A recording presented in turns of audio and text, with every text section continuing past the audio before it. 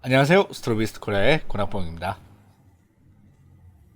네, 오늘은 올림푸스의 역사에 관해서 한번 말씀드리도록 하겠습니다. 올림푸스는 이 카메라 사업부를 떼가지고 JIP로 넘겼죠. 넘기고 난 이후에는 회사명도 바뀌고, 그래서 공식적으로는 이제 사라진 회사다. 그래서 이제 결국 기성전결이 있는 그런 회사라고 볼 수가 있습니다. 약 100년간 이어오던 이 올림푸스의 역사를 한번 되짚어보면서 어떤 굵직한 사건들과 어떤 인기 있는 모델들이 있었는지 한번 살펴보도록 하겠습니다. 네, 올림푸스의 시작은 도쿄에서 1919년도 다카치오 제작소라는 회사가 설립되면서 올림푸스의 역사가 실제로 시작되었다, 이렇게 볼 수가 있어요. 이 회사를 만든 사람은 야마시타 다케시라는 사람이고, 토키와 상해라는 곳에서 이 투자 지원을 받아가지고 이런 회사를 만들었습니다. 회사의 목적은 당시 전량 수입에 의존하던 현미경을 아주 잘 만들어가지고 일본 내에서 제작한 국산으로 전환하는 걸 목표로 한다. 그리고 더 나아가 가지고는 해외 제품보다 훨씬 더 뛰어난 품질의 그런 제품을 생산하겠다라는 그런 야심찬 목표를 가지고 이 올림푸스가 시작하게 되었어요. 그래서 처음부터 다른 회사들과는 다르게 현미경을 만들고자 했다, 이렇게 보시면 됩니다. 네, 그런데 1919년 하면은 우리나라가 이제 3.1 운동이 일어나던 그 해인데, 일본에서는 우리나라를 이제 식민지 삼아 가지고 거기 자원을 쪽쪽 빨아서 이렇게 이 글로벌한 회사가 마구마구 많이 창립되던 그런 시절이라고 보시면 돼요. 네, 그래서 1년 후인 1920년에 첫 번째 현미경이 나옵니다. 이 첫 번째 현미경이 나오는데 이 현미경의 브랜드 이름을 아사히로 정했어요. 그래서 아사히 현미경이고, 판매는 토키와 상회라는 그런 회사에서 맡아가지고 이 판매를 해줬습니다. 보시면은 일본에서 현미경을 가장 많이 수입했던 국가 독일의 베스트셀러 제품과 비교해서 보면은 거의 카피다, 이거는 그냥 그대로 뺏겼다, 이렇게 말할 정도로 외관이 아주 똑같아 보입니다. 왼쪽에 보이시는 게 당시 독일 제품이고, 1920년에 올림푸스가 처음으로 만든 현미경이 오른쪽의 제품이니까는 거의 뭐 카피했다, 이렇게 봐도 되겠죠. 아무튼 모방은 창조의 어머니다, 뭐 이런 말도 있듯이 당시에 뭐 이런 특허라든지 이런 저작권의 개념이 희박했을 때니까는 아주 시기를 잘 타고난 그런 회사였다, 이렇게 볼 수가 있습니다. 아무튼 이 현미경을 만들어 가지고 당시에 125엔에 팔았는데, 이게 요즘 가치로 환산을 하면은 125만 엔 정도 된다. 그래서 우리나라 돈으로 보면은 한 1200만원 정도, 이 정도 되는 가격으로 팔았다. 그러니까 엄청나게 비싸게 판 거죠. 그래도 독일산보다는 좀 싸게 팔았으니까는 팔리지 않았나, 그렇게 생각을 합니다.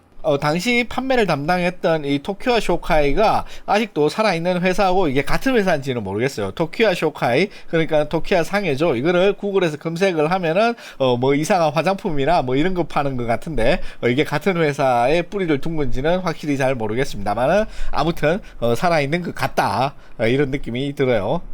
아무튼 1920년을 시작으로 현미경을 계속해서 만들어냅니다. 그래서 1933년에는 일본 해군의 승인을 받는 공장이 된다. 그래서 일본 해군이 필요로 하는 현미경은 이 올림푸스에서 만들어가지고 납품해도 된다라는 허가를 받아가지고 일본 해군에도 많은 납품을 하게 되죠. 그래서 올림푸스가 전범기업이냐, 이렇게 궁금해하시는 분도 있는데, 전범기업의 정의를 보자면은 올림푸스도 전범기업에 들어가죠.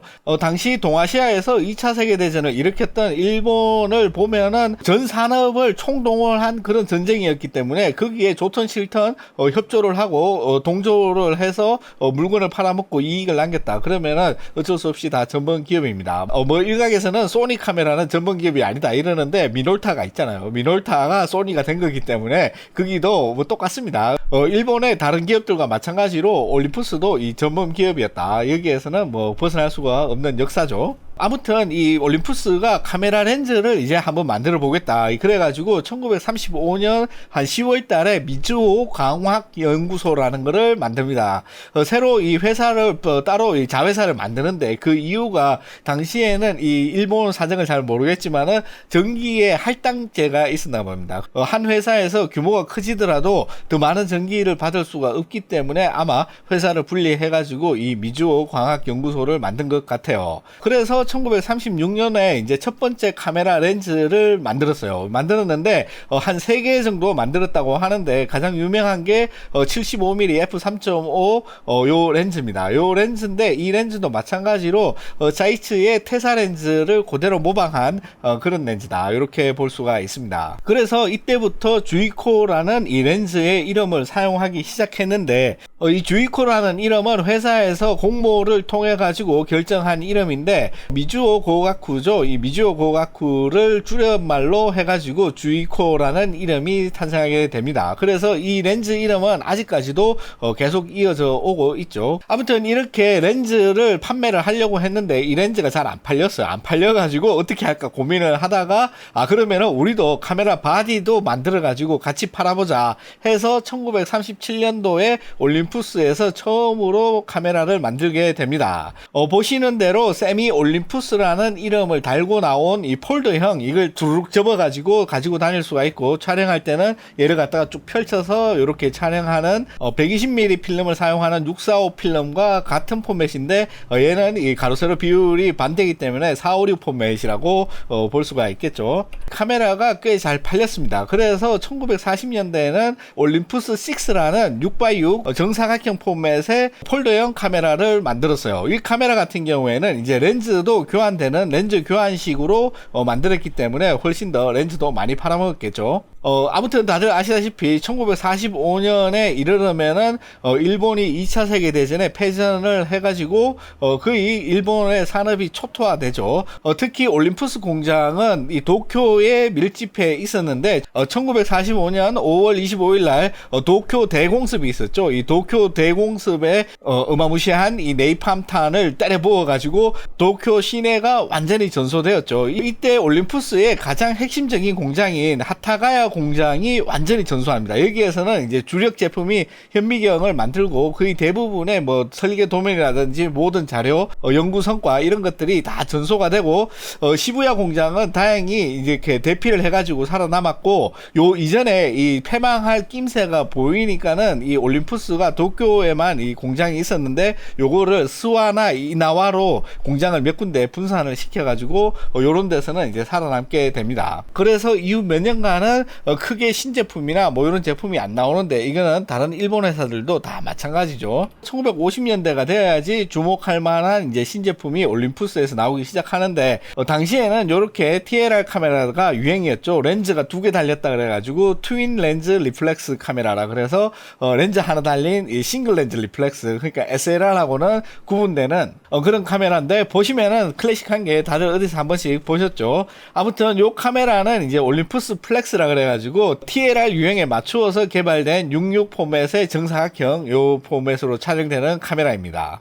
이렇게 올림푸스에서도 이 유행에 맞게 잘 따라가고 있던 시점에서 드디어 독창적인 카메라를 하나 만들게 됩니다. 그게 그 유명한 올림푸스 펜이라는 카메라인데 이게 1959년도에 발매를 해가지고 엄청난 대히트를 기록하게 돼요. 개발은 마이타니 요시히사라는 이 엔지니어가 개발을 했는데 가장 중요한 컨셉은 35mm 포맷의 이 필름을 사용을 하는데 이게 일반인이 쓰기에는 너무 고급 포맷이다. 그래서 이거를 반을 잘라가지고 하프 포맷을 만든 카메라입니다. 그래서 일반적으로 24장짜리를 넣으면은 48장이 되고 36장짜리를 넣으면은 72장을 찍을 수가 있는 그런 이 필름을 아낄 수 있는 카메라라는 컨셉으로 대히트를 치게 돼요. 그래서 어마무시하게 많은 이 펜 시리즈의 바리에이션이 마구마구 나옵니다. 이 회사도 물 들어올 때 노 젓는다고 힘차게 노를 저어가지고 엄청나게 다양한 이런 바리에이션을 만들어서 펜 시리즈의 왕국을 건설하게 됩니다. 그래서 요때부터 이 하프 포맷의 이 카메라가 어마무시하게 유행을 해서 다른 회사들도 꽤 만들고 그랬죠. 큰 사진에 보이는 카메라는 펜 EES2 버전인데 저는 이 펜 EE를 하나 구입을 해가지고 장식용으로 놔뒀다가 그게 뭐 이사하고 왔다 갔다 하면서 어디 가고 사라지고 없네요 지금은. 네, 그 다음 이 펜 시리즈가 얼마나 어디까지 갔냐 이러면은 1963년도에는 이 펜 시리즈를 이용한 SLR 카메라까지 나옵니다. 지금 모양은 약간 SLR처럼 보이진 않지만은 SLR의 펜 F라는 카메라를 만들어 가지고 이 하프판의 SLR 카메라까지 만드는 이런 기염을 토하게 되는 올림푸스입니다. 이 기세를 쭉 몰아가지고 1967년에는 올림푸스 트립 시리즈를 만드는데 요 카메라의 가장 큰 특징은 이 셀레늄 노출계를 탑재를 해가지고 자동 노출이 된다. 그래서 아주 그 이전에는 이 사진 촬영하는데 나름 기술과 어떤 이런 것들이 필요했다면은 훨씬 더 편리하게 이렇게 촬영을 할 수가 있게 돼요. 그래서 RF 방식, 레인지 파인더 방식의 35mm 하프 포맷의 거의 뭐 정점에 섰다 이렇게 볼 수가 있어요.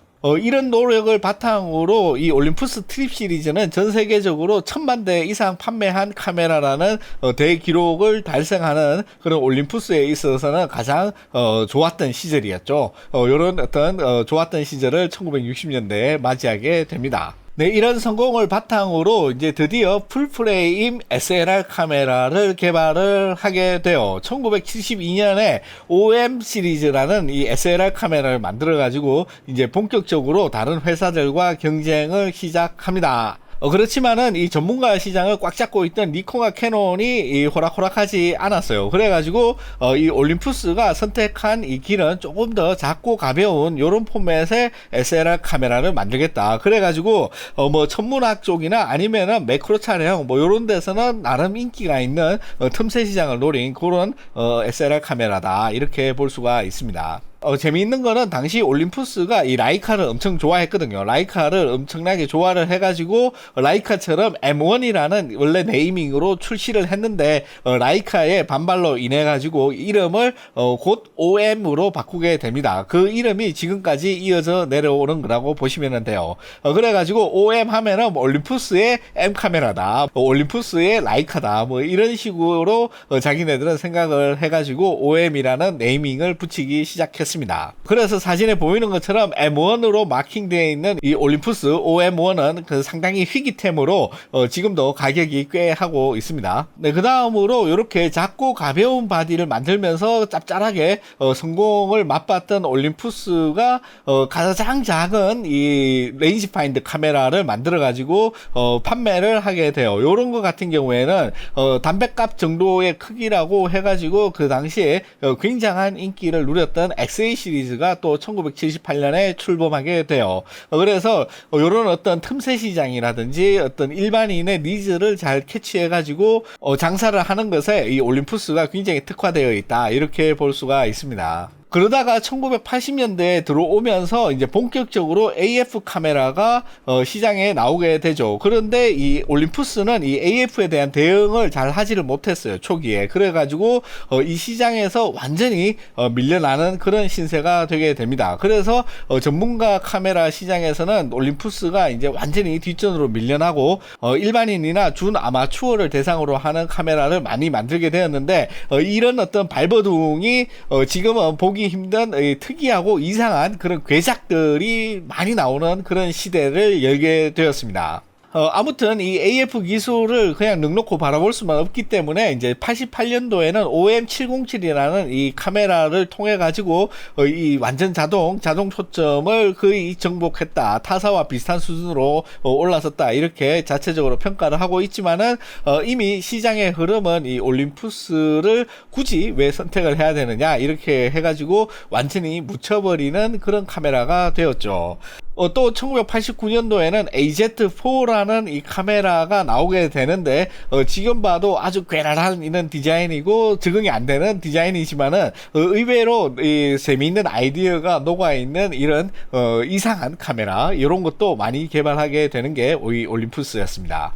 그렇지만은 이 올림푸스가 1980년도에 장사를 못했냐? 그거는 아니에요. 왜냐하면은 1986년도에 이 AF 시리즈라는 이 똑딱이 카메라를 만들었거든요. 똑딱이 카메라를 만들었는데 무려 방수 플래시가 탑재된 카메라라 가지고 일반인에게는 완전히 선풍적인 인기를 끌었습니다. 그렇기 때문에 아마 이 시절에 어디 소풍 가거나 뭐 수학여행 가거나 어디 놀러 갔을 때 요런 AF1부터 시작을 해가지고 이 시리즈가 쭉 이어져 나오는데 이 올림푸스 카메라로 촬영한 그런 사진을 가지고 계신 분도 많으실 거예요.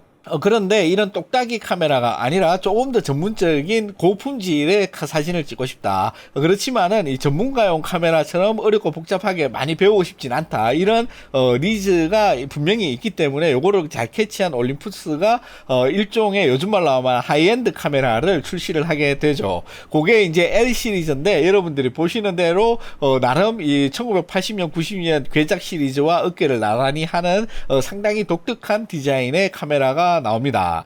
미국에서 발매될 때는 IS-1000이라는 네이밍으로 발매가 돼가지고 이게 거의 한 10년 정도 계속 이어지면서 다양한 이 괴작 시리즈가 쭉 나오게 되고 본격적인 이 하이엔드 시대를 열어젖혔다.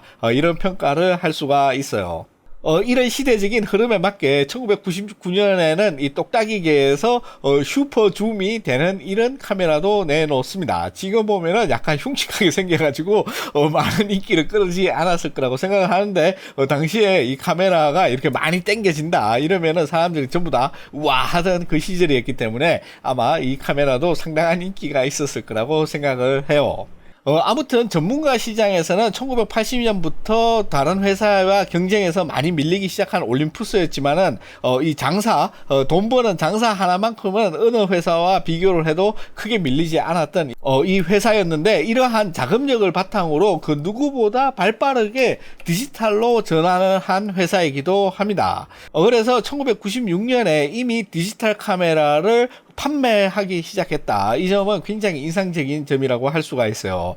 이런 디지털 똑딱이 카메라 시리즈가 C 시리즈라고 있는데 최초의 C 시리즈, 상업적으로 판매된 최초의 C 시리즈 카메라는 C400이라는 카메라고 약 35만 화소, 그러니까는 640에 480 정도 픽셀의 사이즈가 찍히는 2MB 메모리를 내장한 카메라를 출시하게 됩니다.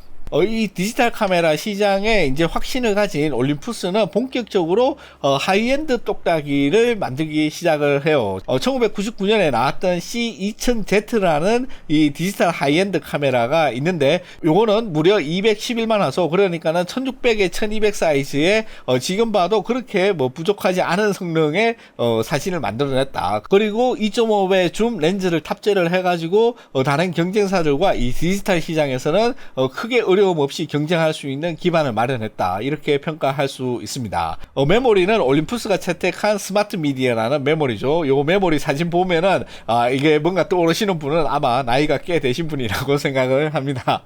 이렇게 발빠른 디지털 대응을 했던 올림푸스가 드디어 이제 꽃을 피우게 되는데 2001년에 나왔던 C1이라는 똑딱이 디지털 카메라가 만들어졌어요. 요거는 이제 125만 화소의 이제 그러니까는 1280에 960 사이즈의 사진을 촬영할 수가 있는 카메라고 마찬가지로 2배 줌을 탑재를 했고 스마트 미디어를 이용하는 카메라다. 요 카메라가 폭발적인 인기를 끌었던 요소 중에 가장 큰 요소는 뭐 아무 생각 없이 그냥 누르기만 하면은 촬영되는 풀 오토에다가 저렴한 가격을 바탕으로 선풍적인 인기를 끌기 시작을 합니다. 거기에 더불어서 올림푸스가 잘하는 엄청난 바리에이션, 물 들어올 때 노젓는 이 바리에이션 능력을 발휘를 해가지고 어마무시하게 다양한 이 C 시리즈가 이 시장에 풀리면서 다른 회사들의 똑딱이를 압도하면서 나름 이 디지털 시장에서 엄청난 성과를 이루게 되죠. 네, 그래서 제2의 전성기를 맞이한 이 올림푸스는 이 우리나라에서 2003년도에 올림푸스배 스타리그를 개최할 만큼 엄청난 이런 성공을 하게 됩니다. 이 올림푸스배 스타리그에서는 이 서지훈 선수하고 홍진호 선수가 붙었죠. 그래가지고 홍진호 선수는 당연히 2등을 했고 서지훈 선수가 우승을 한 그런 경기입니다. 특히 이 4강에서 임요한 선수가 떨어지는 이런 엄청난 충격도 이 사람들에게 주었기 때문에 지금도 기억하고 계신 분이 있을지는 모르겠어요. 저는 아주 즐겁게 라이브로 봤던 기억이 새록새록 떠오릅니다. 네, 이렇게 풍족한 자금을 바탕으로 E1이라는 이 어마무시한 기념비적인 카메라를 만들어냈습니다. 이 카메라 같은 경우에는 이 포서드의 센서를 사용을 해가지고 무려 500만 화소의 사진을 촬영할 수가 있는 엄청나게 괴물 같은 스펙을 가진 당시에 그런 카메라였다. 이렇게 볼 수가 있어요. 렌즈 교환식의 DSLR 카메라였고 주로 번들로는 1454 렌즈가 이렇게 함께 이 패키지로 만들어졌습니다. 만든 이 카메라가 굉장히 많이 팔렸어요. 지금도 카메라 무덤처럼 이렇게 쌓아놓고 이렇게 옛날 그 물건 파는 데 가서 보면은 심심치 않게 보이는 게 바로 이 E1입니다. 네, 이 시절에 TV 광고도 올림푸스가 엄청 많이 했죠. 탑 모델은 전부 다 섭외를 했고, 그 중에서 우리의 이 사진에 하면은 딱 떠오르는 인상에 가장 임팩트를 주었던 그 광고가 있습니다.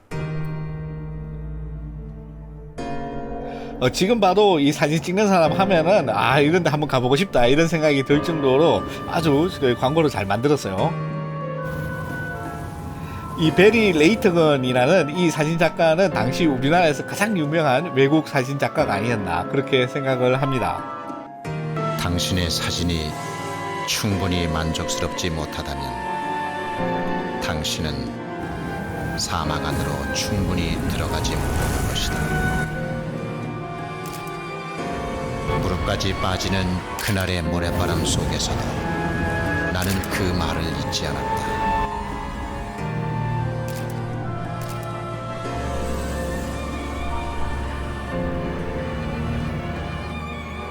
당신은 사진의 힘을 믿는가? The professional choice. Olympus E-System. 네, 이 광고를 제가 패러디 해가지고 티셔츠 파는데 한번 써먹기도 했죠. 당신의 사진이 충분히 만족스럽지 못하다면 당신은 마법의 티셔츠를 입고 있지 않기 때문이다. 무릎까지 빠지는 그날의 모래바람 속에서도 나는 그 말을 잊지 않았다. 당신은 티셔츠의 힘을 믿는가? The professional choice.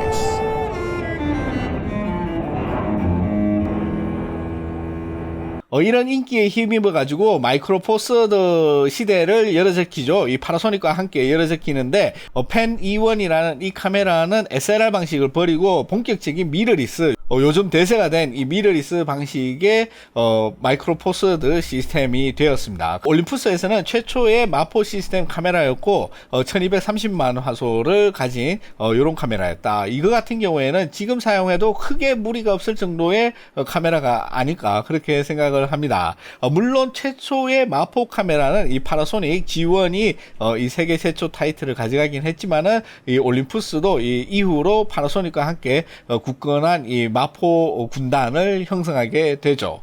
아무튼 이 회사 내부의 악재가 겹치게 되는데 2011년도에 올림푸스 분식회계 사건이 본격적으로 터지게 됩니다. 1990년대부터 이제 투자 손실을 기록을 안 했다 그러더라고요. 그리고 이 투자 손실을 은폐하기 위해 가지고 다른 회사를 샀다가 뭐 어쨌다가 팔았다가 뭐 이래 가지고 거기서 차익을 남겨서 옛날에 이 주식 투자하다가 망한 거 그런 거 다 메꿨다. 미국의 사장이었던 마이클 우드포드가 난데없이 해고를 당하면서 이게 문제 제기가 외부에서 불거지기 시작을 했거든요. 그래가지고 이게 나중에 이제 수사를 계속 하다가 보니까는 결국에는 수천억 엔대 자금 손실이 있었던 거를 감추기 위해서 이 올림푸스가 분식회계를 엄청나게 했다. 뭐 이런 큰 뉴스가 나오게 됩니다. 물론 자세한 내용은 제가 이쪽 전공이 아니라서 잘 모르겠어요. 아무튼 엄청나게 나쁜 짓을 했다. 저는 그렇게 이해를 했습니다. 아무튼 이런 악재가 있음에도 불구하고 이 엔지니어는 카메라를 계속 개발해 놓죠. 그래서 본격적인 이제 마포 시스템의 문을 열어젖히는 OMD EM5가 나오게 되는 게 2012년입니다. 1600만 화소의 마포 시스템 카메라였고 11년 전의 카메라죠. 그래가지고 이 카메라 역시 상당한 인기를 구가했다. 그렇게 볼 수가 있어요. 하지만 이 악재가 하나로 끝난 게 아니라 2016년도에는 미국 의료장비 뇌물 사건이 있습니다. 이게 올림푸스가 이 의료장비를 굉장히 많이 파는데 이 의료장비를 팔 때 리베이트를 어마무시하게 지급을 했다. 그래서 그 지급한 리베이트 수준이 7천억 원, 우리나라 돈으로 7천억 원 규모에 달하는 게 미국에서 이게 들켜가지고 미국에서 벌금을 7천억 엔을 또 추가로 때려 맞은 이 사건이 있어요. 당시 올림푸스 순수익이 7천억 원 정도 된다고 했으니까 1년 뭐 그냥 꽁친 거라고 그렇게 봐야 되죠. 그래서 이런 어떤 문제가 나오면서 일본 기업에 대한 전체적인 뭐 도덕의식이라든지 뭐 이런 윤리의식 이런 것들이 굉장히 많은 의심을 받게 되는 그런 사건이기도 했습니다. 이런 회사 내외부적인 이런 악재에도 불구하고 2019년도에는 다들 기억하고 계시는 OMD EM1X라는 이 완전 전문가형 마포 카메라가 나오게 됩니다. 세로 그립 일체형 마포 카메라인데 이게 센서는 작지만은 등발은 상당한 엄청난 그런 카메라라 가지고 많은 사람들에게 깊은 인상을 남긴 그런 카메라라고 할 수가 있죠. 화소는 2000만 화소 정도로 마포에서는 그리 작지 않은 이 화소를 가졌고 가장 특징적인 걸로는 이 방수에서는 따라올 자가 없다 이런 어떤 광고를 많이 진행을 해가지고 사람들에게 큰 인상을 남겼던 이 초프로페셔널 마포 카메라가 마지막으로 이 올림푸스에서 나오게 돼요. 네, 그 다음에 모두가 깜짝 놀랐던 사건이죠. 2020년 올림푸스가 난데없이 이 한국에서 사업을 철수한다 이런 발표를 했습니다. 그래서 전부 다 왜 한국에서만 철수하냐 뭐 이렇게 큰 의문을 가지고 있었는데 나중에 알고 보니 이 한국 사업부가 이 해자였죠. 이게 나름 시그널을 준 거다. 이 한국인들한테 특별히 시그널을 준 거다. 이렇게 해가지고 나름 재평가된 그런 사건이기도 했습니다만은 당시에 굉장한 큰 충격으로 다가온 게 사실이기도 했습니다. 그래서 얼마 지나지 않아 가지고 2001년 1월부로 JIP라는 일본 산업 파트너 회사에 본격적으로 인수되면서 올림푸스라는 회사는 역사의 뒤안길로 사라지게 되었습니다.